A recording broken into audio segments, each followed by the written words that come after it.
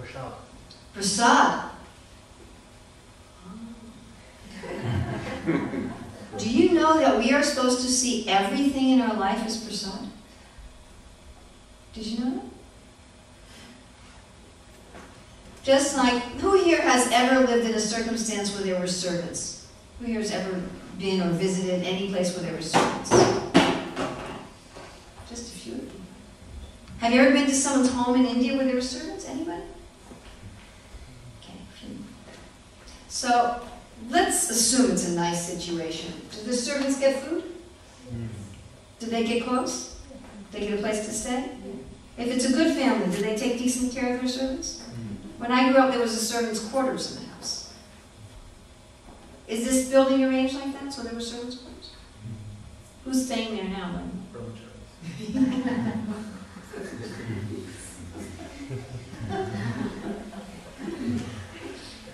Who stays in the master bedroom?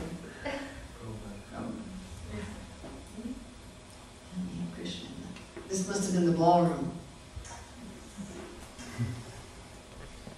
Are the servants' quarters okay? Could be a little better. We have to complain to the boss. So generally, if a good family, they take proper care of their servants. They give, now the servants don't have quite as nice as the master, but in a decent family, the servants have a nice place to stay. Do they eat practically the same food as the master? They eat it a little later, and they eat it usually in a separate room.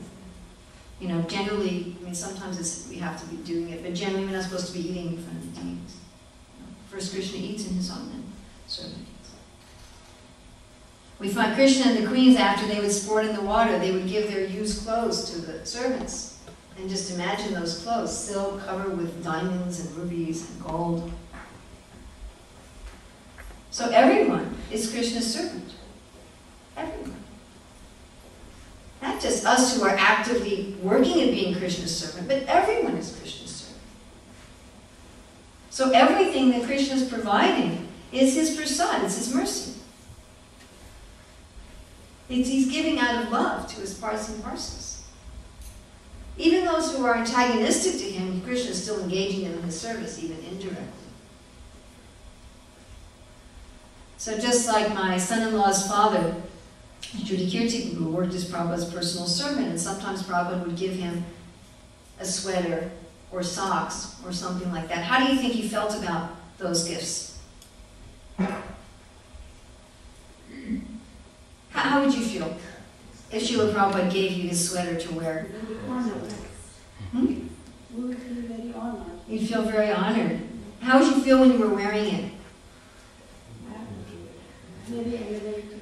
Very elevated. Would you feel happy? Yes. You feel appreciated. Feel very appreciated and very appreciative. Yeah. Right? And whenever you were wearing the sweater, would your feelings of love for Prabhupada be increasing?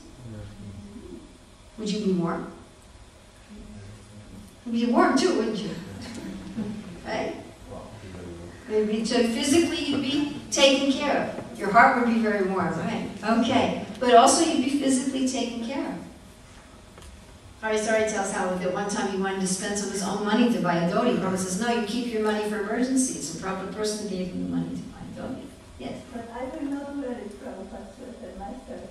Well, you might have to, because Prabhupada might ask you why you weren't wearing it if he gave it to you.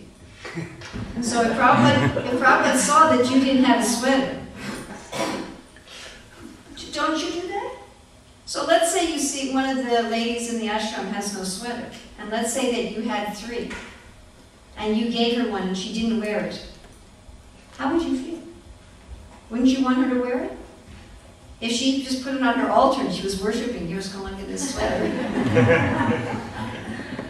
You'd say, wait a minute, I gave that to you to wear. Wouldn't you say that? Of course you would. So Prabhupada, what else to say? Where is that cheddar I gave you?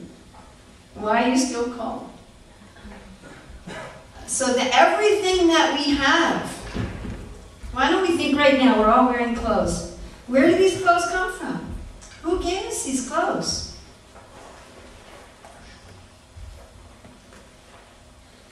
Krishna. It's part of our salary.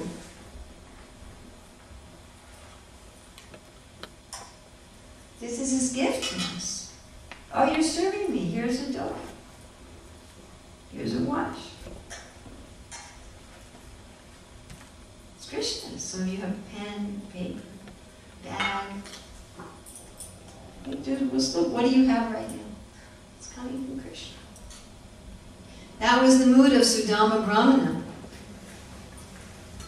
Very funny story. You know why Krishna gave Sudama Brahmana all that wealth? No, because he was attracted to something else. I think it's Vishwanath Chakravarti Thakur's commentary. It's either his or Jiva Goswami's. Do you know what Sudama Brahmana's one material attachment was? Renunciation. Renunciation. That's right. He was a little proud. I'm a very renounced Brahmana. So Krishna, why don't you smash that? No, here, live like an opulent sense enjoyer. Krishna's funny. Krishna has very interesting ways of smashing our material attachments. And how did he see all of this opulence he got from Krishna? Do you remember what Prabhupada said? He saw it as prasadam. He saw it as prasadam. And there's a lecture also where Prabhupada says that we should see everything as Krishna's prasadam.